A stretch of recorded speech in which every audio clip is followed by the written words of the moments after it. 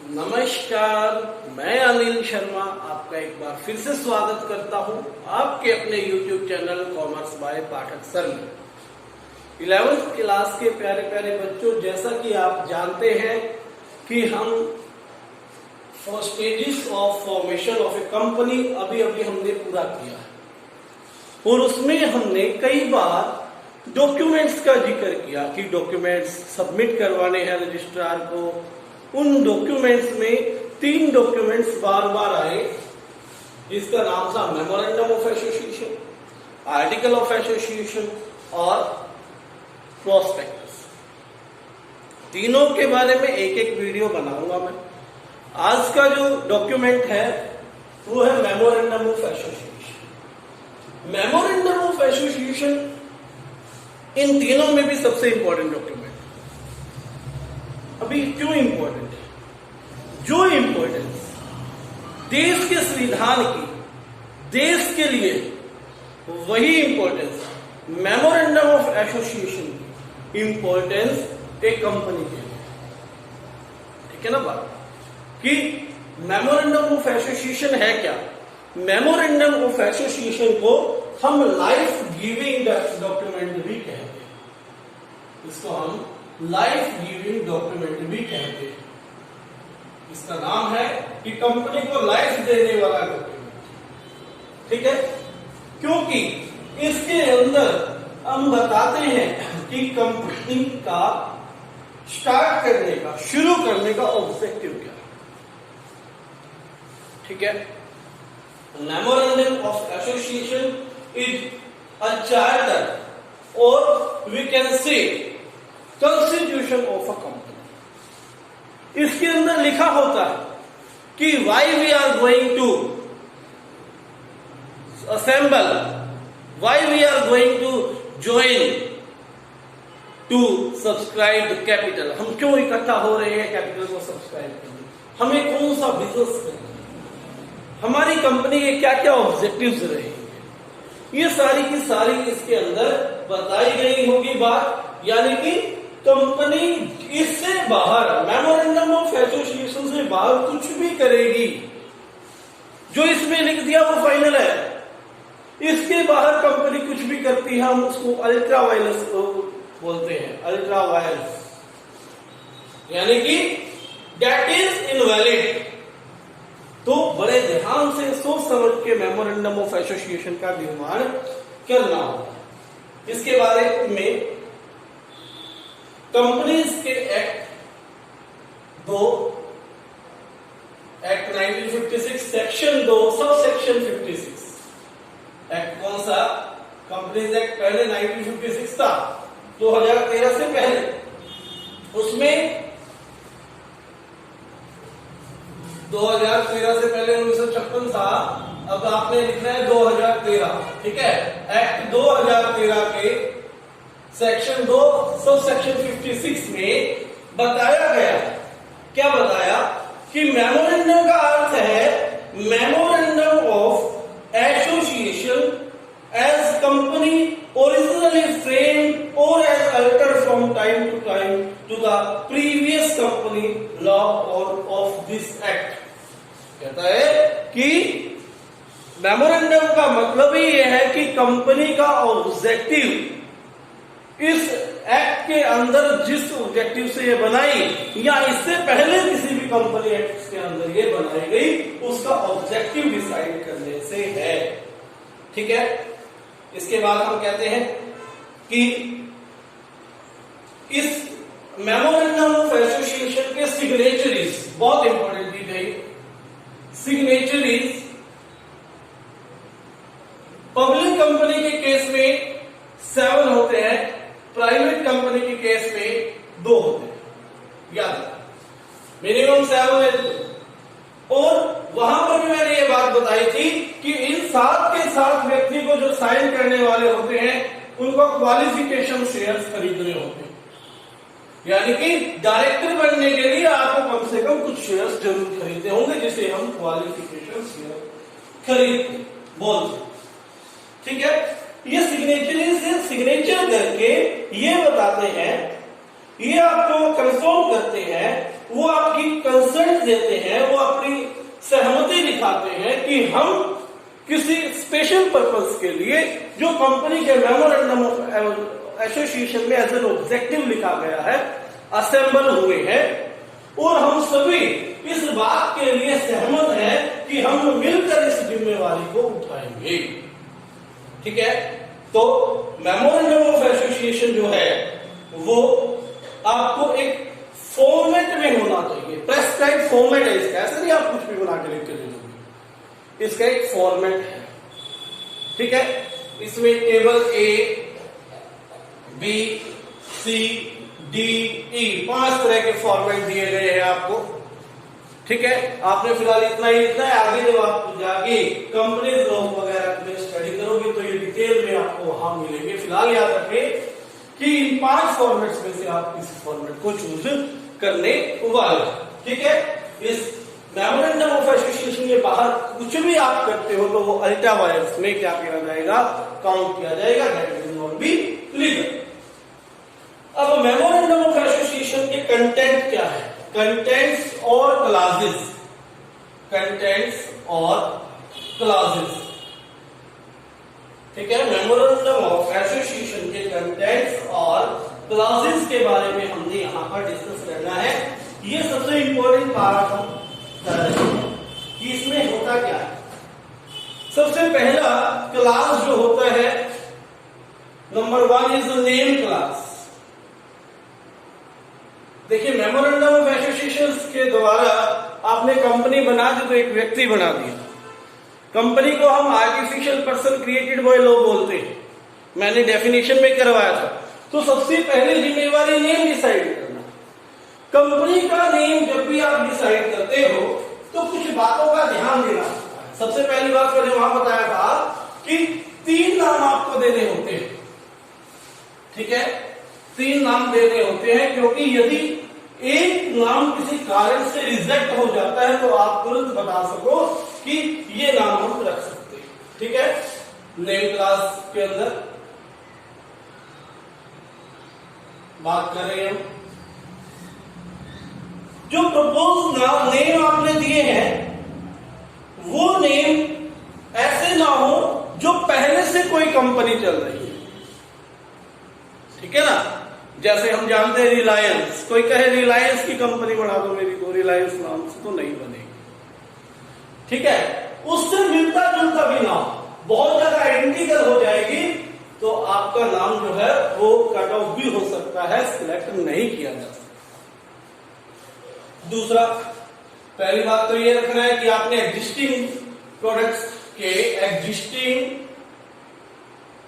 Name को avoid करना है, याद रखिएगा। दूसरा, name must not be misleading, name must not be misleading, misleading ना हो। ठीक है, जो आप नेम दिखा रहे हो, वो लिख रहे हो, वो मिसलीडिंग नहीं होना चाहिए, किसी गलत दिशा की ओर संकेत ना कर रहा हो। ठीक है बात। एक 1950 एक्ट है, उसमें प्रिवेंशन लॉ है, प्रिवेंशन लॉ। प्रिवेंशन लॉ के अंदर कुछ नेम्स दिए गए हैं, वो नेम्स भी आप नहीं चूज कर सकते। ठीक है, उसके बाद हम कहेंगे नेम में कोऑपरेटिव वर्ड, थर्ड पॉइंट ये हो गया, कोऑपरेटिव वर्ड का यूज नहीं कर सकते। ठीक है, जब भी आप कंपनी बनाएं तो you can not place a name using cooperative word. ठीक है बात। इसके बाद name should not be present any link with government। जो नेम आप रख रहे हो उस नाम से ऐसा प्रतीत ना हो नॉर्मल पब्लिक को कि ये गवर्नमेंट के साथ इस कंपनी का कोई लिंक है। ठीक है, आपको ये ध्यान रखना है कि आपने ये नहीं दिखाना कि ये कंपनी जो है गवर्नमेंट से लिंक्ड है, ऐसा नाम आपने नहीं रखना है। ठीक है। उसके बाद प्राइवेट कंपनी के बाद में प्राइवेट लिमिटेड और पब्लिक कंपनी के बाद में सिर्फ लिमिटेड नेम लिखा जाएगा एंड में। नेम को बहुत बड़े अक्षरों में गेट, फ्रंट गेट पर लगाएंगे। जो कॉमन सील बनेगी यानी कि कंपनी की मोहर बनेगी, उस पर भी नेम जो है वो प्रिंटेड करवाया जाएगा। ये था नेम क्लोज। इतनी बातें बता दी मैंने। क्या बताया? एग्जिस्टिंग प्रोडक्ट, एग्जिस्टिंग कंपनी का नाम नहीं लेना, नेम मिसलीडिंग नहीं होना चाहिए। 1950 के प्रिवेंशन लॉ जो है उसको के अंदर आपका नाम प्रिवेंटिव ना हो, कोऑपरेटिव वर्ड का यूज नहीं करेंगे, किसी भी तरह का लिंक प्रेजेंट ना करें गवर्नमेंट के साथ, और लास्ट में कंपनी के अगर प्राइवेट है तो प्राइवेट लिमिटेड, और अगर सरकार पब्लिक है तो लिमिटेड वर्ड का यूज करेंगे। सातवां, फ्रंट गेट पर क्या करना है? कंपनी का बड़े अक्षरों में नाम लिखवाना है आपने, और कॉमन सील पे भी कंपनी का नाम लिखा होना चाहिए। ये था नेम प्लेस। प्लेस भी क्लोज, कई प्लेस। ठीक है। दूसरा है रजिस्टर्ड ऑफिस। मैंने कहा है कि कंपनी जो है वो एक व्यक्ति है, और किसी भी व्यक्ति का कोई भी एग्रीमेंट नहीं लिखा जाएगा जब तक उसका डोमिसाइल ना पता हो वो व्यक्ति है कहां। यानी कि उसका एड्रेस आपको जरूर देना पड़ेगा। किसी भी तरह के कॉन्ट्रैक्ट में आपको एड्रेस पहले पूछे कि आप रहते हैं। अब कंपनी बना दी, व्यक्ति बन गया, एड्रेस होगा नहीं तो काम कैसे चलेगा? तो रजिस्ट्रेशन के टाइम भी मैंने बताया था, फॉर्मेशन के टाइम भी, कि इनकॉर्पोरेशन के बाद 30 दिन के अंदर वही हो तो बहुत अच्छी बात है। 30 दिन के अंदर क्या हो, रजिस्टर्ड ऑफिस का आपने एड्रेस दे देना है। ये बताएगा रजिस्टर्ड ऑफिस का एड्रेस कि आपकी कंपनी किस स्टेट में, किस शहर में है। ये एड्रेस आपने क्या कर देना है? प्रोवाइड करवा देना है रजिस्ट्रार ऑफ कंपनी को। वो भी कितने दिन के अंदर? 30 दिन के अंदर, ताकि आपकी कंपनी की डोमिसाइल बन सके। ठीक है, एक डोमिसाइल सा बन जाएगा। उसके बाद सबसे मेजर क्लास है ऑब्जेक्टिव क्लॉज। इसमें कंपनी के ऑब्जेक्टिव्स लिखते हैं। ऑब्जेक्टिव्स होते हैं दो तरह के, एक मेन ऑब्जेक्टिव और एक सब ऑब्जेक्टिव। जिस काम के लिए कंपनी को बनाया गया है वो मेन ऑब्जेक्टिव। ठीक है। सबसे मोस्ट इंपोर्टेंट क्लॉज इसको कहा जाता है। यह कंपनी लीगली एंटर नहीं होगी उस बिजनेस में जो इसमें ना लिखा हो। यानी कि जो बिजनेस करना है, जो आपका ऑब्जेक्टिव वो इसमें मेंशन होगा। अगर यहां पर आपने कोई चीज छोड़ दी और आपने वो कर ली तो वो इलीगल है, वॉइड है। आपको सब मेन ऑब्जेक्टिव में लगता है नहीं आ सकती, सब ऑब्जेक्टिव में डालिए। सब ऑब्जेक्टिव में आने के बाद आपको एक रिजोल्यूशन पास करना होगा, वो मेन ऑब्जेक्टिव में आपके इंक्लूड कर दी जाएगी। ठीक है। कोई भी ऐसी चीज ना हो जो अनलॉफुल हो, कानून की नजर में लीगल ना हो, इमोरल हो, फ्रॉड हो, पब्लिक के द्वारा अपोज की गई हो, और जिसके कंपनीज एक्ट जिसको मना करता हो। ठीक है। फोर्थ क्लास है आपका लायबिलिटी क्लॉज। लायबिलिटी क्लॉज में मैंने बताया था आपका जो कंपनी शेयर्स के द्वारा फॉर्म की गई हो, formed by shares, formed by shares, shares के द्वारा जो कंपनी बनाई गई है उसे लायबिलिटी जितनी उसने कैपिटल आपकी सब्सक्राइब कर रखी, जितनी कैपिटल उसने आपकी सब्सक्राइब कर रखी है उसका अनपेड पार्ट तक ही लीगल है। सपोज कीजिए आपने 10 रुपए का शेयर किसी को बेचा है और उसने 8 पेड अप कर दिए, किसी भी हाल में कंपनी 2 रुपए और मंगवा सकती है, क्योंकि 10 रुपए का शेयर आपने बेचा। ये 2 रुपए की लाइफ है अगर फॉर्म्ड बाय शेयर। एक कंपनी होती है formed by guarantee, formed by guarantee. यदि गारंटी के द्वारा कंपनी बनाई गई है तो जितनी आपने गारंटी दी गई है, जितनी आपने गारंटी दी है उस अमाउंट तक आपको क्या करना पड़ेगा, लाइबिलिटी के लिए आप जिम्मेवार रहने वाले हो। ठीक है बात। उसके बाद लास्ट है 5th point, capital clause. Capital clause में मेजर तौर पर आपकी ऑथोराइज कैपिटल होती है। ऑथोराइज कैपिटल वो होती है जो आप कैपिटल आप कंपनी की लाइफ टाइम में मैक्सिमम पब्लिक से क्या कर सकते हो, इश्यू कर सकते हो, इनवाइट कर सकते हो। ठीक है, यानी कि authorise capital is the maximum capital that can be issue to the public, जिसे आप पब्लिक से एक्वायर कर सकते हो, मांग सकते हो।